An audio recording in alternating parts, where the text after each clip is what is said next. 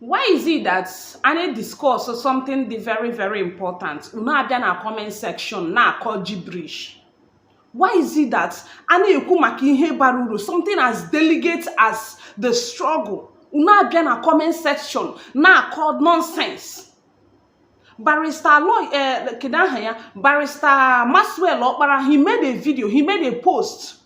Na-ekwu maka the man that went and examined Mazi Nnamdi Kanu that in the Nigeria gara mee arrest. If then a comment section, ndị Igbo anọrọ ebe ahụ na-akọgodi the man ọnụ.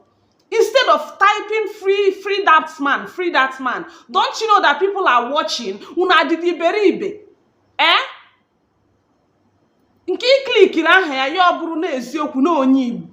Ma picture ha ma ihe niile anọrọ ebe ahụ. Una enwekwe the sense these people. Some people got just to be on social media and ezuzu. What is this? The man who garaga me Mazi Nnamdi Kanu examine. Mgbe Mazi ahụ na-adịghị ya, unu mana ndị Nigeria na-achọ ihe niile ha ga-eme to make sure na ha gburu that man. No ihe niile ha na-achọ. Unu bịa na comment section na-akọgodi Maxwell ọnụ, Maxwell ọ wee content creator, Maxwell ọ bụ nka. What have you done, you motherfucker?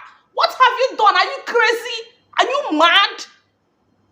Can you me go? You know, na comment section I call rubbish. That's the only thing you know how to do. Nothing else. You cannot contribute anything. Comment something good. You know, what have you done? Atora was a zombie. In a kogodi Maxwell ono. Without him bringing it to the public, will you know? Idiots. Can he me go? In on a beg ya type content creator. Why not use your phone ija type garbage and start your own content? In a kogodi the man ono. On a very important delegate thing like this. And ndị Igbo ha nọrọ na social media na type rubbish. Enwe mgbe a ga-eni ndị kunu type rubbish na aka ha type ya. Onye ọbụla gbara ọgwụ ya nwụọ. Onye ọbụla gbara ọgwụ ya nwụọ. Anything that concern Mazi Nnamdi Kanu, if you don't know anything to say, you get out. You get out. If it's not paying you, it's paying other people. Are you crazy? It's sure the mad. It's sure the mad. Kulala bara na this place. Is that how you do? You know, good akọ the man on. Nwoke pụtara bịa dey another thing bịa gba amasi as a medical doctor lekwe. Ndị Nigeria eburula police ga mee arrest.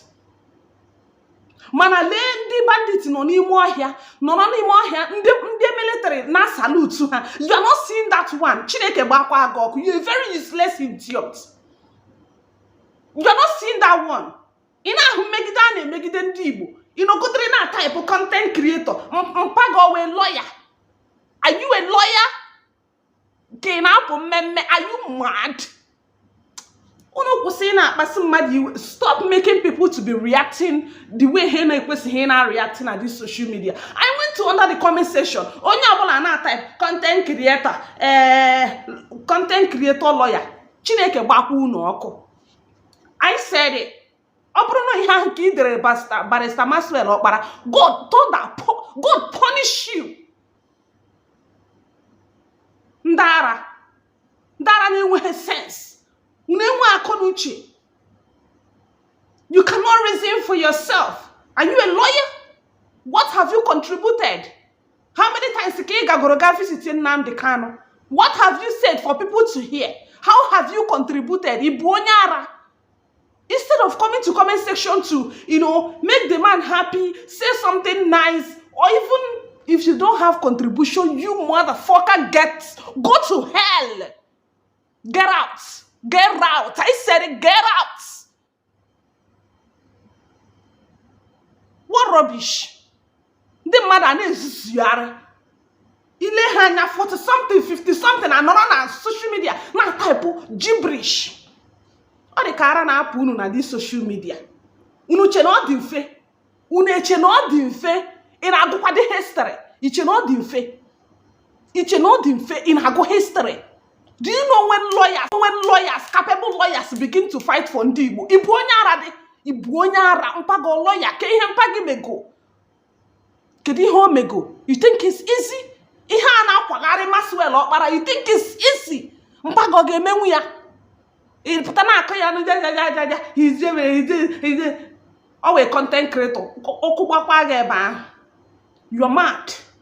You are mad. Arala apụ gị. Ndị iberibe. Mmadụ agwabe unu okwu na na-ezuzugharị. Something as serious as this. Let ndị Fulani herdsmen nọ n'ime ọhịa. Ndị bandits abụọ nọ na-alụkọta onwe ha ọgụ. They wound themselves. They injured themselves. The next thing, Nigerian plane agaba ngaburu ndị merụrụ ahụ. Bandits. If you think I am joking, go to other platform and see. They went and carried those people. Eburu those people. Ghana hospital gaga treat ye ha.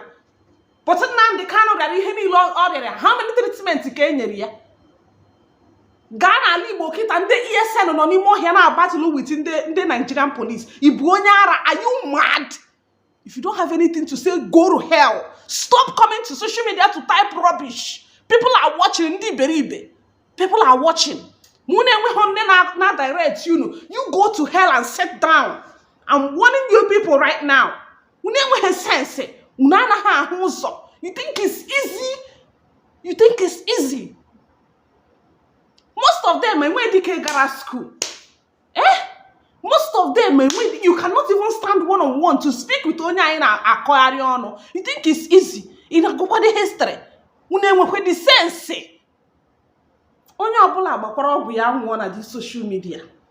Onye Obula gbara ọgwụ ya nwụọ. Stop when you eme other people to come to social media and be shouting. Ebe niile hụrụ content creator, lawyer content creator. A na-akọ ihe bara uru. Nke klikiri aha ya ọ bụrụ aha ya wụ onye Igbo. O nwekwa family oposticha na Facebook. Ishi na-emebikwa unu. Unu na-enwekwa sense these people. Sometimes I ask myself, lekwe na onye maasị na-atara ahụhụ, lekwe ndị a na-atara ahụhụ. Ị na-akọ ya ọnụ, kedu ihe mere ikpọteba another lawyer wee tinye nke gị? Kpọrọ your own gaa na Sokoto, gaa sị Nnamdi Kanu, megodi this my lawyer examine, ka ị mara ma ị ga-etinye ya na your crew. Iche na a na-eji sọsọ ofu onye aga case. Enwere nke ị nwere kpọta ya.